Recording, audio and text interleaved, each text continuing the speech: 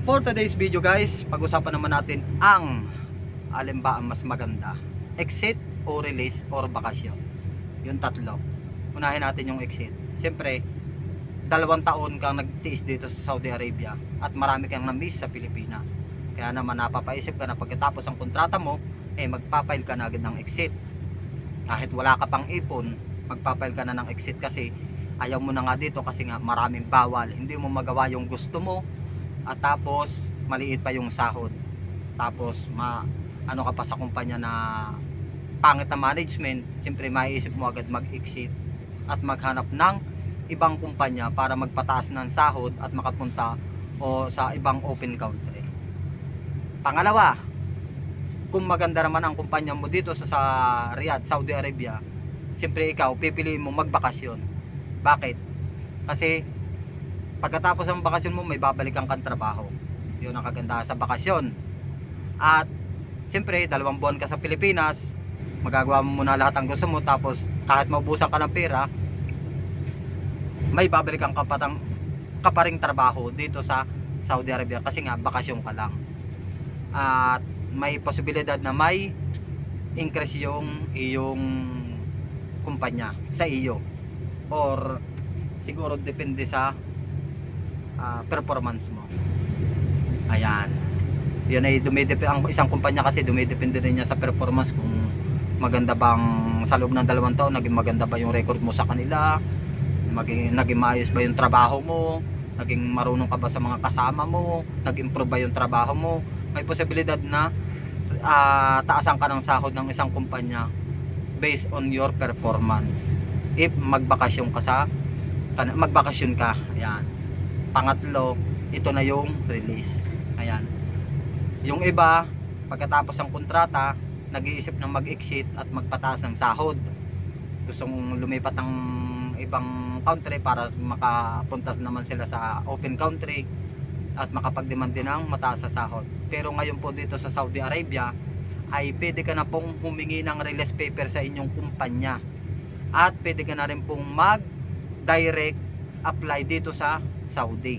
Ayan po ang kagandahan ngayon sa release, kung bibigyan po kayo ng kumpanya nyo ng release paper. Depende pa rin po yan sa kumpanya kung nagbibigay po sila ng release paper. Pero ang pagkakaalam ko po sa ngayon sa dito sa Saudi ay implement na po yan na pwede ka na pong humanap ng ibang kumpanya pagkatapos po ng inyong kontrata. Halimbawa,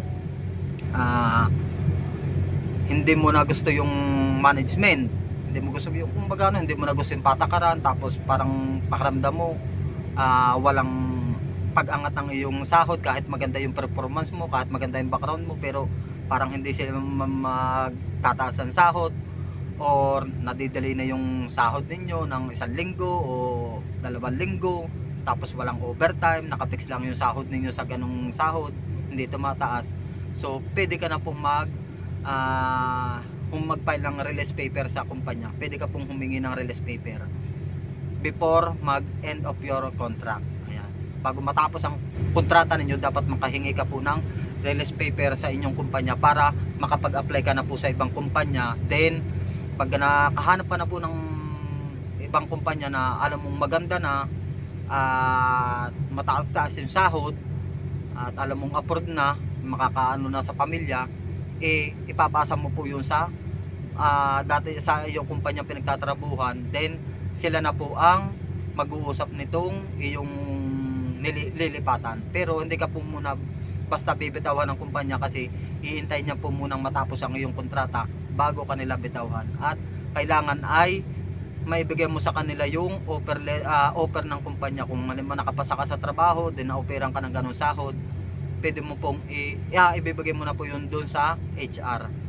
Pero may posibilidad na pwede kang habulin uli ng iyong kumpanya na kung halimbawa kung magkano yung offer ng isa, pwede po nilang tapatan yon. Pero yun ay depende po sa inyong performance. Ayan. Yun lang po ang kagandahan ngayon dito sa Saudi Arabia. So yun lang ang ating video ngayong araw na ito. At hindi ko po muna nung nakarang parte rin ng video natin pinakita kung ano yung mga ginagawa ko dito sa trabaho ko. At ako nga po pala ay pump room operator. At ito pong kumpanyang pinagtatrabahuhan ko ay landscaping irrigation. Ayan. Nasa irrigation po ko, open area po. Dati 6 na buwan ako nag-install na sa ano. Ang skill ko po ay plumber welder. Ngayon nag-apply po ako dito ng plumber at napunta nga po ako dito sa landscaping. Mainit. Sobra mainit sa field. Kagandahan naman po sa loob ng 6 na buwan na naging maganda naman yung performance ko, naging maayos. Naging pagkatapos na naging maintenance pa ako. Tapos ngayon na ano po ako ng supervisor ko na ilipat naman sa pump room operator. At ngayon po ay pump room operator. At yung pump room na yun ay na-video ko na po no, dito po sa part 3 ng aking video.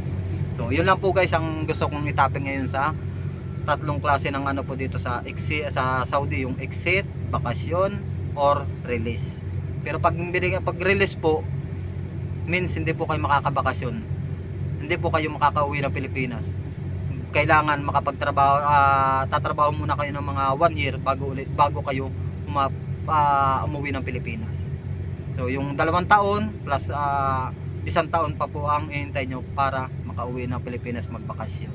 Yun po ang ano dito sa Saudi Arabia. Kung release ka po. Pero kung bakasyon ka, edi pagkatapos ang kontrata, pwede ka nang umuwi. Ayun. Yun lang po guys at maraming salamat at sana isuportahan nyo po ang aking YouTube channel. Lemuel may vlog live yan po.